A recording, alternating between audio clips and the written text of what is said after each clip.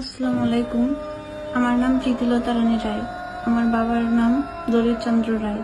আমার মায়ের নাম রমা দেবী। আমার গ্রামের ঠিকানা দুবাছড়ি মালিপাড়া, লক্ষ্মীচাপ, থানা জেলা নীলফামারী। আমার বয়স 18 বছর।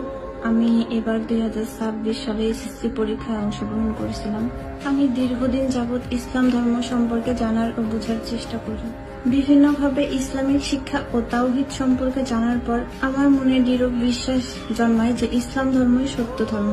অনেক চিন্তা ভাবনার পরে আমি ইসলাম ধর্ম গ্রহণের সিদ্ধান্ত নিই, কিন্তু অত্যন্ত দুঃখ ও বেদনার সাথে বলতে বাধ্য হচ্ছি যে আমার পরিবার 2026 7ই মে বৃহস্পতিবার আমার অগোচরে জোরপূর্বক তাদের পরিচিত এক হিন্দু ছেলের সাথে আমার বিবাহ নির্ধারণ করে। এই পরিস্থিতিতে বাধ্য হয়ে আমি আমার ঈমান ও আমার জান রক্ষার্থে আমি আমার পরিবার থেকে দূরে যাওয়ার সিদ্ধান্ত গ্রহণ করি।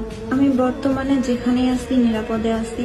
আমার প্রতি কেউ ভুল ধারণা পোষণ করবেন না। আমি কারোর বিরুদ্ধে কোনো অভিযোগ দিতে চাই না এবং আমার পরিবারকেও অসম্মান করতে চাই না। আমি শুধু আমার ঈমান ও বিশ্বাসকে আঁকড়ে ধরে শান্তিপূর্ণভাবে জীবনযাপন করতে চাই। আমি সকলের নিকট দোয়া প্রার্থী, আল্লাহ যেন আমাকে সত্যের উপর অটল রাখেন এবং উত্তম জীবন দান করেন।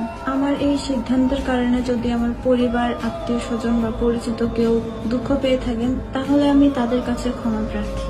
বিশেষভাবে আমার বাবা মায়ের কাছে ক্ষমা প্রার্থী। আপনারা আমাকে ক্ষমা করবেন।